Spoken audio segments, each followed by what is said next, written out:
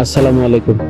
অনেক প্রবাসী ভাইরা অনেকেই আমাকে এসএমএস এবং ফোন দিয়ে বারবার জিজ্ঞাসা করতেছে একটা কথা, যে বিবাহিত থাকা অবস্থায় একজন স্ত্রী যদি স্বামীকে ছেড়ে চলে যায় তাহলে তাদের কি শাস্তি হবে এবং আইন কি বলে।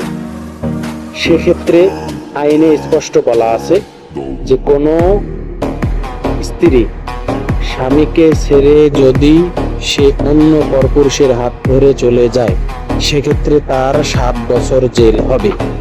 এমনকি প্ল্যান কোড 494 ধারায়। সেক্ষেত্রে কোনো স্ত্রী হঠাৎ করে আপনাকে কোনো কিছু না জানিয়ে, আপনাকে কোনো কথাবার্তা জিজ্ঞাসা না করে হঠাৎ করে আপনাকে ছেড়ে চলে গেল, সেক্ষেত্রে তার 7 বছর জেল হবে। হঠাৎ করে দু একদিন কথা না বলে পরে স্বামী শুনতে পেল যে তাকে ডিভোর্স দিয়েছে।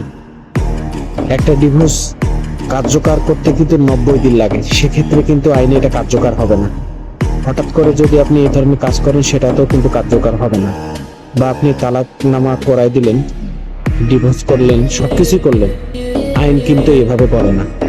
তাই যে কোনো কাজ করার আগে অবশ্যই আইন সম্পর্কে ভালো জানুন, তারপর সিদ্ধান্ত নিন। এবং প্রতিটি স্বামী স্ত্রী সবাইকে বলবো, স্বামীর সাথে সুন্দরভাবে সংসার করার চেষ্টা করুন। পৃথিবীতে স্বামী ছাড়া একটা মেয়ের কোথাও মূল্য নাই। এই জন্য ছোটখাটো বিষয় নিয়ে স্বামীর সাথে তর্ক বিতর্ক হতেই পারে, তাই বলি এত বড় ডিসিশন কখনো নেবেন না। মনে রাখবেন, একটা ভুল ডিসিশন সারা জীবনের আপনার কান্না হতে পারে। ধন্যবাদ, ভালো থাকবেন।